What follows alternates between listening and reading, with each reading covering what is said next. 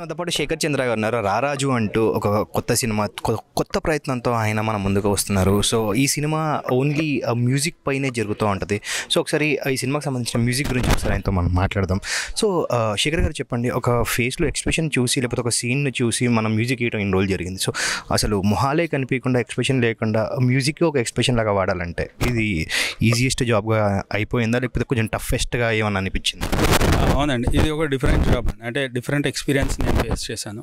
Because before ఎన్ని movies work చేసినా ఎంత చేసినా కూడా ఈ జానర్కి వచ్చేటప్పటికి it's first time experiencing this. ఫేస్లు కనిపించవు. సో ఎవరికి మ్యూజిక్ ఇస్తున్నాము, ఎందుకు ఇస్తున్నాము, సో ఇవన్నీ కూడా మీకు ఆ కథ మీదే వెళ్తూ ఉంటుంది. కథకి సపోర్టింగ్గానే మ్యూజిక్ ఇవ్వాల్సి వచ్చింది. ఆ ఫియర్ మీద సో క్యారెక్టర్ ఉంటుందండి. ఒక క్యారెక్టర్ అనేది మనం ఫాలో అవుతాం, తెలియకుండా ఒక క్యారెక్టర్ మీద మనం కథ అంతా ఫాలో అవుతూ ఉంటాము. సో మిగతా సపోర్టింగ్ క్యారెక్టర్స్ కానీ వాటికి కూడా మనం వాడిని ఊహించి, అంటే వచ్చినాయి ఏమైనా క్యారెక్టర్స్ కూడా ఊహించుకొని మనం మ్యూజిక్ ఇచ్చుకుంటాం. సో ఈ టుక్ టైం, మీరు అన్నట్టు కొంచెం టైం పట్టింది అండర్స్టాండ్ అవ్వడానికి. At the same time clarity ఉంది, కన్ఫ్యూజన్ లేదు కాబట్టి కూల్గా ఎంజాయ్ చేస్తూ కొత్తదనంగా చేసుకున్నాం. మీరు చేసేటప్పుడు మీకు ఒక క్లారిటీ అయితే ఉంది, బట్ ఆడియన్స్ చూసేటప్పుడు వాళ్ళకి ఆ ఫీల్కి కానీ దీనికి కానీ ఓన్లీ ఎక్స్ప్రెషన్ లేకుండా మ్యూజిక్ పరంగానే మనం ఒకవేళ సీన్ని కనుక చెప్తే సో ఎంతవరకు ఆడియన్స్కి వెళ్తుంది అన్న ఒక ఇది మీకు ఉండిందండి? బేసిక్గా నేను చూసినప్పుడు మ్యూజిక్ లేదు, సౌండ్ ఎఫెక్ట్స్ ఏమీ ఉండవు కదండి. బట్ ఇప్పుడు with music with sound effects అన్నీ కలిపి చూసేటప్పుడు 100% ఏ కన్ఫ్యూజన్ ఉండదండి. ఫుల్ క్లారిటీతో 100%గా 3rd, 4th మినిట్ నుంచి ఆడియన్స్ ఇన్వాల్వ్ అయిపోతారు దాంట్లోకి. And they will see themselves, అంటే వాళ్ళే అక్కడ ఉన్నారు, ఆ ప్లేస్లో వాళ్ళని వాళ్ళు ఊహించుకోవచ్చు. So that's the new type of world which is created in this. Horror సినిమా అనగానే మనకి ఆ అరుపులు కేకలు ఇలాంటివి రెగ్యులర్గా వినిపిస్తూనే ఉంటాయి. సో ఇన్స్టెడ్ ఆఫ్ అరుపులు కేకలు ఇందులో కొత్తగా మీరు మ్యూజిక్ పరంగా చేసిన ఎక్స్పెరిమెంట్ ఏంటి? అంటే లైక్ ఆ సీన్ని కూర్చోబెట్టడానికి దీంట్లో వీటికి డిఫరెంట్ కేర్, కొంచెం కొత్తగా భయపడడానికి కొత్త సిన్స్, కొత్త టోన్స్ కానీ చాలా వెతికి అండ్ ఉన్న టోన్స్ని కూడా డిఫరెంట్గా ఎడిట్ చేసి వాటిని డిట్యూన్ చేసి సో రకరకాలుగా యూస్ చేశాము.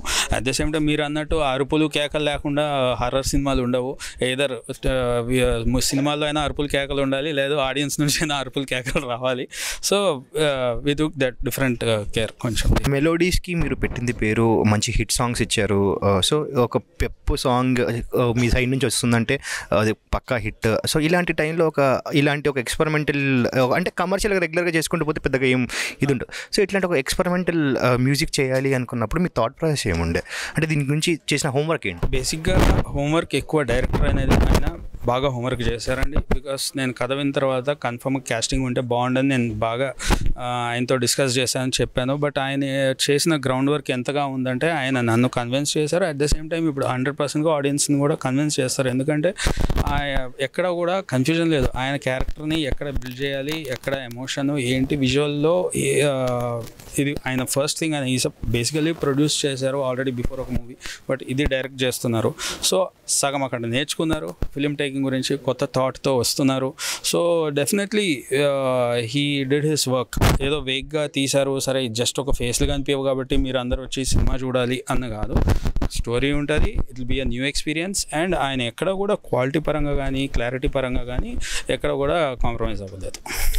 ఫైనల్లీ ఇంకో మాట చెప్పండి. సో ఈ సినిమాకి మిక్సింగ్లో ఎలాంటి జాగ్రత్తలు తీసుకున్నారు? అటు అరుపులకి కానీ లేకపోతే ఇటు ఆర్ఆర్కి కానీ రెండు కలిసిపోకుండా ఇది అవ్వకుండా, సో ఆ జాగ్రత్తలు ఎలా తీసుకున్నారు? మిక్సింగ్ బేసిక్గా ఏంటంటే అండి, మిగతా మూవీస్ లాగానే ఇది ఉంటుంది. బట్ మిక్సింగ్లో కూడా కేర్ తీసుకున్నది ఏంటంటే ఎంగేజింగ్. మీరు ఇప్పుడు ట్రైలర్లో చూసినా కానీ మూవీలో కానీ మీకు సరౌండ్ ప్యానింగ్స్ అవి ఎక్కువ ఉంటాయి.